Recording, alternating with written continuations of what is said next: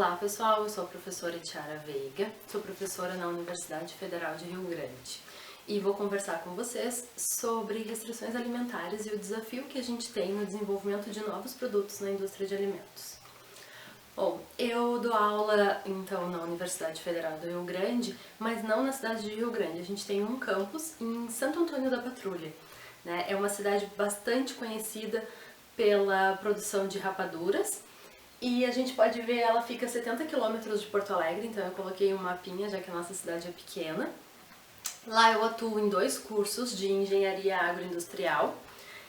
Um deles é indústrias alimentícias, ele é bastante correlato com a engenharia de alimentos, mas ele tem uma parte voltada para a gestão, né? Gestão de pessoas, de negócios, de processos, e então ele tem esse nome, né, e esse diferencial.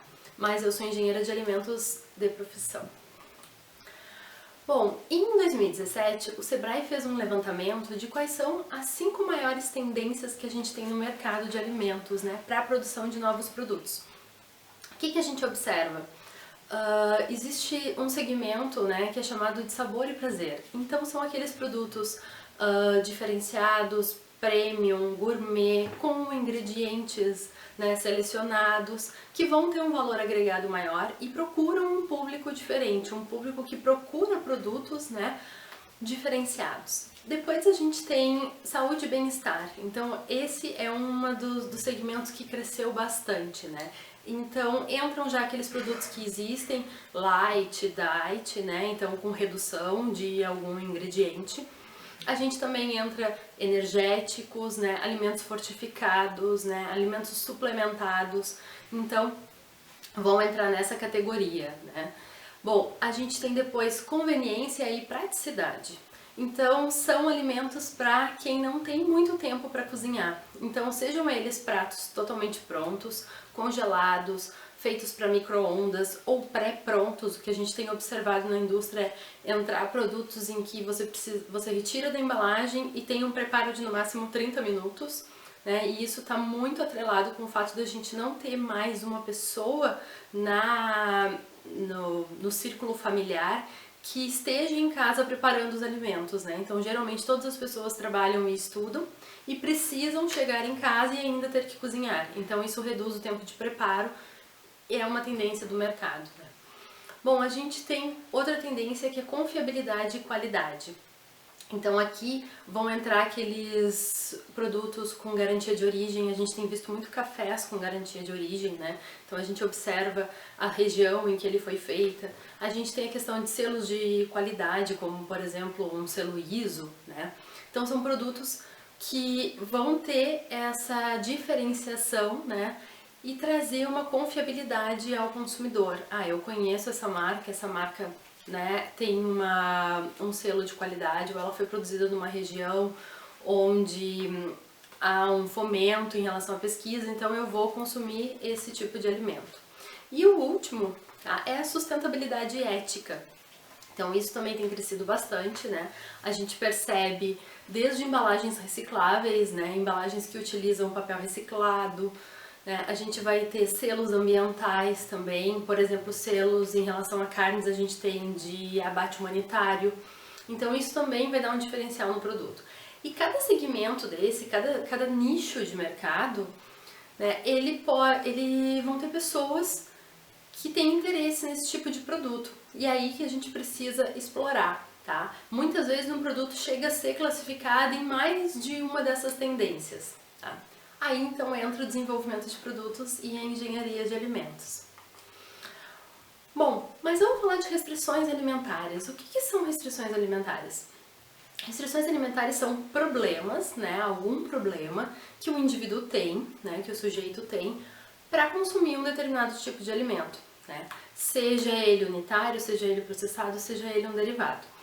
Então a gente tem, por exemplo, enfermidades, né, doenças crônicas, como diabetes, doença celíaca, hipertensão, que fazem com que essas pessoas, né, tenham que retirar da sua alimentação determinado ingrediente, né? Então, seja ele o glúten, seja ele o sal. Então, isso é bastante considerado. A gente tem outro segmento que são o das alergias, né?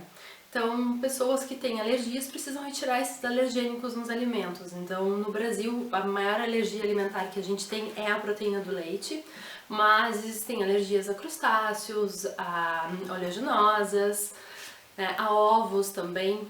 Então, são ingredientes em que essas pessoas não podem consumir porque elas apresentam uma resposta imune a isso, né? Nós temos também intolerância, que a pessoa ela não deve consumir porque isso acaba gerando, o organismo não chega a criar uma resposta imune, mas ele acaba gerando desconforto. Então a pessoa pode ter meteorismo, diarreia, dores abdominais, vômitos.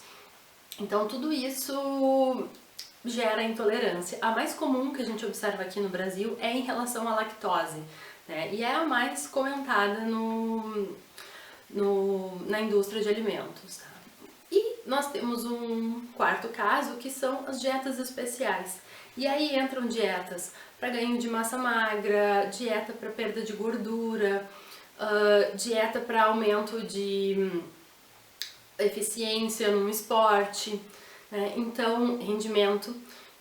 Então essas dietas, né, que geralmente são passadas por nutricionistas, elas também, algumas vezes, retiram certos ingredientes, né? Então, a gente tem bastante comum sendo falado hoje a dieta low carb ou cetogênica, que retira uma boa parte dos carboidratos da dieta.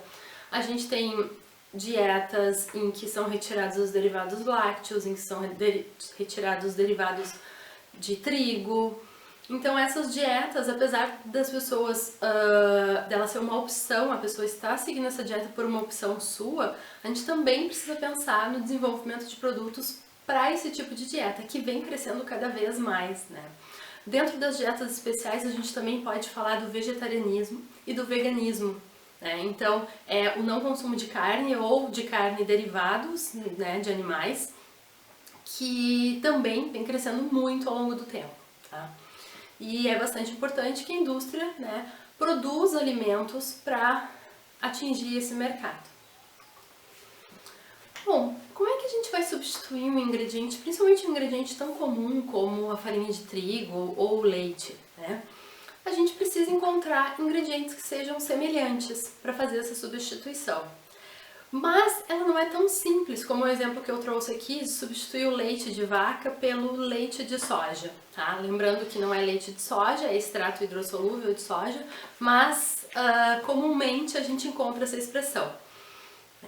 Só que essa troca ela não é tão simples, né? Não é simplesmente pegar lá o leite de soja e colocar café e achar que tá ali um café com leite, não é bem assim. A gente precisa considerar algumas coisas, como as propriedades desses alimentos que são diferentes, né? Os ingredientes que eles apresentam. A gente precisa considerar o processamento. Então, às vezes, um processamento com alta temperatura, com alta pressão, ou com congelamento, né? Redução de temperatura, com agitação constante, pode ter uma resposta desse ingrediente diferente do nosso ingrediente original, o que eu quero substituir, tá? E muito importante, que eu acho que é o fundamental quando a gente vai fazer essas substituições, vai desenvolver produtos, é a perda de características sensoriais. Tem produtos que eles são muito característicos, né? O leite, ele tem um sabor muito característico. Pra gente fazer essa substituição, a gente perde o sabor. E aí, né, que entram alguns artifícios pra gente utilizar. Bom, eu vou conversar com vocês sobre alguns ingredientes e como fazer a substituição deles, né, e depois dar alguns exemplos em relação ao meu trabalho. Bom, um dos maiores artifícios que a indústria de alimentos pode utilizar, né, para substituir é o uso de aditivos. Então, a gente pode utilizar um aditivo, né, de forma a incrementar algum atributo do nosso produto. Lembrando que os aditivos, eles não têm o propósito de nutrir. Tá? Então, eles são adicionados no produto, mas eles não vão adicionar nenhuma característica nutricional a esse produto, né? A ideia é sempre modificar alguma característica física, química, biológica ou mesmo sensorial, tá? Dentro da legislação brasileira, nós temos 23 funções de aditivos. Eu trouxe algumas mais comuns, né, que são as que a gente observa nos alimentos, são 8, né? Que são os acidulantes, nós temos os corantes, né? Principalmente em alimentos infantis, então a gente vê uma gama de corantes, né? Estabilizantes, aromatizantes, antioxidantes, né? Bastante comum quando a gente trabalha com gorduras, espessante para incremento da textura, conservante ou conservador, né? E umectante. Então esses são os principais que a gente observa nos rótulos dos alimentos. Bom, vamos falar de um ingrediente que acredito que tenha sido um dos primeiros ingredientes que a gente pensou em substituir nos alimentos, que foi o açúcar. Então, a diabetes ela é uma doença que ela tem alguns tipos, né? Mas existem pessoas que têm restrição ao consumo de açúcar desde que nascem. Então, a gente precisa pensar numa forma de substituir isso aí, substituir o açúcar. O açúcar ele é característico pelo seu sabor doce, né? Então quando a gente pensa nele, ele é doce, ele vai estar dentro de um alimento doce, mas não necessariamente só isso é importante para a gente considerar. Ele vai dar incremento de textura, então quando a gente pensa em relação a geleias, né? Ele vai melhorar a textura da geleia, ele vai dar corpo, coloração, quando a gente fala de escurecimento, tá? Caramelização ou até mesmo reação de Maillard, a gente vai ter uma coloração que o açúcar naturalmente dá aos produtos, como por exemplo o doce de leite. Ele também é um conservante porque ele tem a capacidade, né, de reduzir a higroscopicidade, de reduzir a atividade de água, então ele também vai atuar como um conservante. Como é que a gente faz a substituição então do açúcar, né? A gente vai utilizar então alguns aditivos. Quando a gente pensa em sabor doce, o primeiro aditivo que vem à cabeça, né, são os edulcorantes. Então aí a gente vai ter sucralose, a gente tem stevia, né, os estevídeos que agora são uma tendência por conta da natureza deles, né. A gente tem aspartame, temos acesulfame de potássio, então a gente tem diversos edulcorantes que podem ser utilizados para incremento do sabor doce. Em relação à textura, a gente precisa utilizar um espessante, um geleificante, então, por exemplo, uma goma xantana, uma goma guar, uma pectina, o próprio amido pode ser utilizado também, né, para que a gente tenha então esse incremento da textura. O açúcar também ele confere corpo aos produtos, né, então nesse caso a gente tem agentes de corpo. Então a gente tem alguns polióis, como por exemplo o maltitol, a gente tem polidextrose, que podem também ser utilizadas, né, para incremento então do corpo desse alimento, né. Coloração, né, então a caramelização, e aí a gente vai entrar com corantes, então vocês sabem que o corante caramelo, por exemplo, a gente tem alguns sintéticos, né, então a gente pode fazer essa substituição. Em relação à conservação, a gente utilizaria algum conservante, né? A lista é imensa e sempre depende do tipo de produto que a gente está utilizando. Então, qual conservante a indústria de alimentos autoriza para aquele determinado produto, né? E em relação à redução da higroscopicidade, a gente pode pensar então em um antiumectante, né? Então, temos alguns aí no mercado, também depende do tipo de produto para ser utilizado. Aqui eu trago para vocês um trabalho, né, do meu grupo de pesquisa, em que a gente faz a substituição do açúcar em um doce chamado mandolate. Então, para quem não conhece, eu comentei, Santo Antônio é conhecido pelas rapaduras e derivados, né? O mandolate, ele é um doce feito com clara de ovos, que é cozida e adicionada de amendoim. Então ele fica com essa textura, né, que parece um pouco marshmallow, assim. O tradicional vai bastante açúcar. O açúcar ali, ele tem poder, ele entra como um adoçante, então ele vai adoçar o produto, né, vai dar a característica doce desse produto, mas ele também confere corpo. Para a gente fazer a retirada do açúcar nesse produto, para transformar esse produto em um alimento diet, a gente precisou adicionar maltitol e polidextrose como agentes de corpo e a sucralose como um adoçante, né, como um edulcorante. Então esses três aditivos eles entraram na composição do produto e a gente conseguiu um resultado bastante interessante, né, e bem próximo ao original.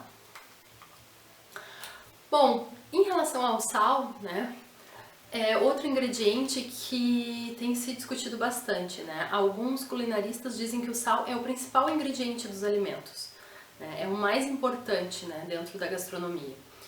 E eles não estão errados, afinal o sal ele funciona como um realçador, né, dos sabores de alguns alimentos. Então ele vai trazer o sabor salgado, que é bastante tradicional, mas o sal ele também reduz a atividade de água, né, principalmente em altas concentrações. Então isso vai ajudar a inibir o crescimento microbiano, então a gente vai ter uma função de conservação, né?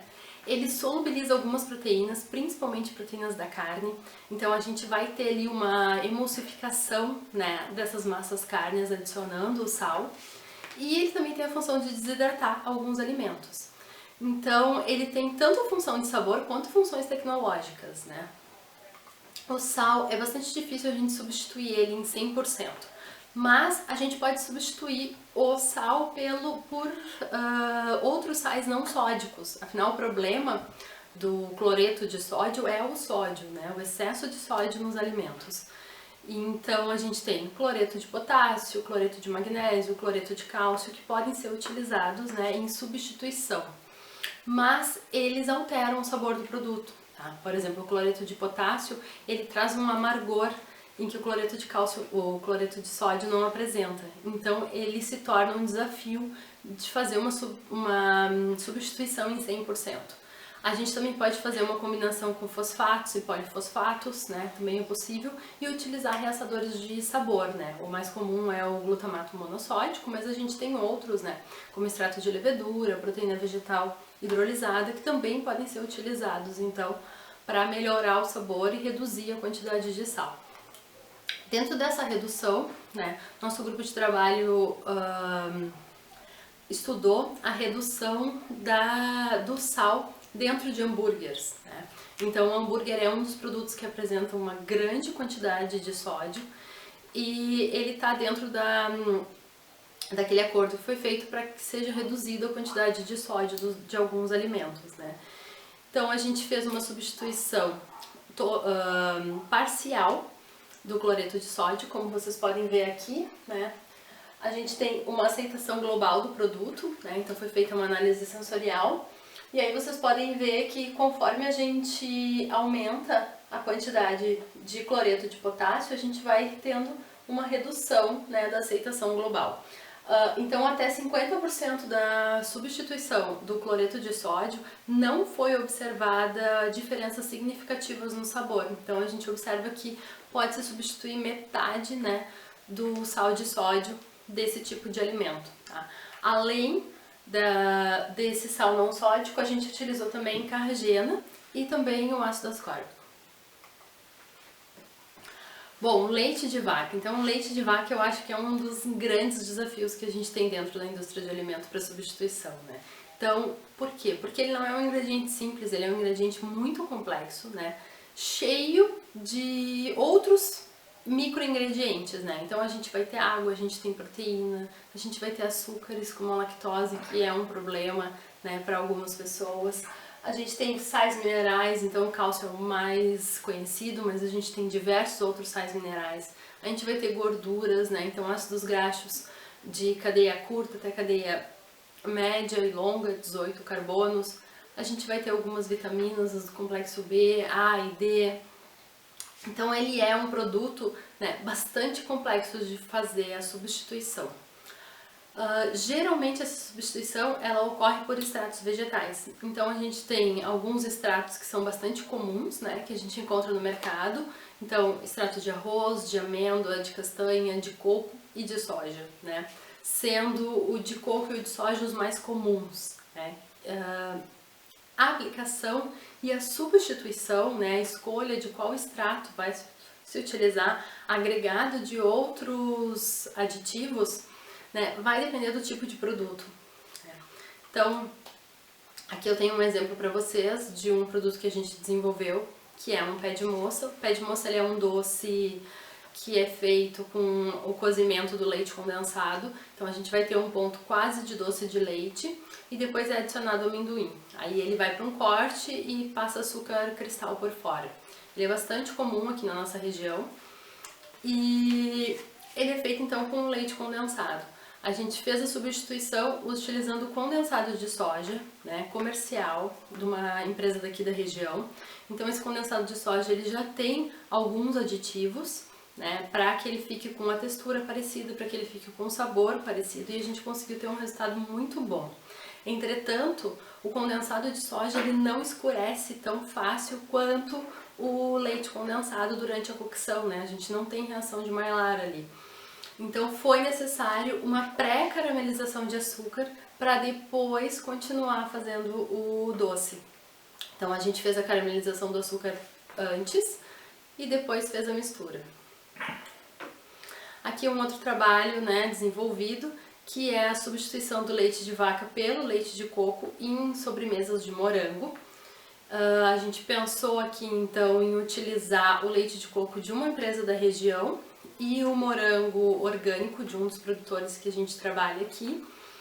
E tivemos então obrigatoriamente que adicionar alguns aditivos, alguns que também são adicionados em sobremesa que levam leite de vaca, né? Então o amido, celulose microcristalina, goma xantana e o ácido cítrico, né? Tivemos um resultado muito bom, esse trabalho ainda está tendo andamento, a gente está passando para análise sensorial. Bom, em relação ao glúten, esse é um dos alimentos que eu acho que é mais desafiador para a gente fazer a substituição, tá? Porque o glúten, o que é o glúten? Ele é uma rede proteica e ele tem a capacidade, então, de crescimento de massa, né, aumento do volume, então ele vai dar sustentabilidade no produto final, ele vai dar extensibilidade em alguns produtos, né, como por exemplo massas frescas. E essa rede proteica, ela é muito difícil da gente imitar, digamos assim. Então a gente tem que utilizar diversos artifícios para conseguir chegar a um produto como um pão, por exemplo, sem glúten, que seja próximo ao pão tradicional. Bom, essa substituição, então, da farinha de trigo, né, ou de outras farinhas que apresentem glúten, elas são feitas utilizando farinhas livres de glúten, como a de arroz ou a de soja, sendo a de arroz a mais comum.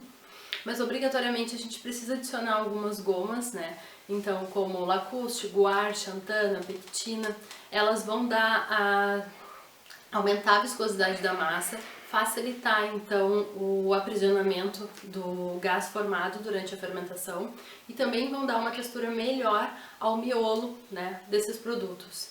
A gente pode usar também alguns emulsificantes juntos, né, amidos gelatinizados também para esse mesmo efeito. Se utiliza muito produtos lácteos ou proteínas vegetais, tá, junto com a enzima transglutaminase, que ela vai fazer ligação entre essas proteínas e formar uma rede proteica não tão forte quanto a natural do glúten, mas a gente consegue ter uma textura muito interessante quando a gente trabalha com proteínas, seja do leite ou proteínas vegetais, associadas à enzima transglutaminase. Então são alguns desafios, vocês podem observar aqui pela foto, né? O pão sem glúten, né? No caso aqui é um pão. Ele não consegue crescer tanto, né, quanto o tradicional. Mas a gente tem bons resultados, principalmente para pessoas que não podem consumir esse produto. Bom, aqui a gente observa uma tabela de 2016 de valores de produtos com e sem glúten, tá, em Portugal. Eles são divididos por categorias de produtos, essas duas primeiras aqui são pães e massas, e o que a gente consegue observar é que os produtos sem glúten, eles têm um valor de mercado muito mais alto do que o produto tradicional. Então, isso mostra, claro, né, uma maior tecnologia nesses produtos, a utilização de ingredientes de maior valor agregado, mas também mostra um mercado, né, que é capaz de pagar mais por esse produto. Então isso nos dá um nicho de atuação bastante interessante que deve ser explorado pela indústria de alimentos. Bom, para finalizar, eu deixo aqui uma frase que eu gosto muito, que você é o que você sabe sobre o que você come. Então é preciso que a gente conheça o alimento que a gente está consumindo, tá? Que a gente não faça terrorismos nutricionais e que a gente entenda que a indústria de alimentos ela vem para agregar, ela vem para trazer produtos de qualidade a todos os públicos. Então, meu agradecimento para vocês. Estou disponível para algum contato, tá? O meu e-mail é itiara@furg.br E um abraço e bom evento para todos!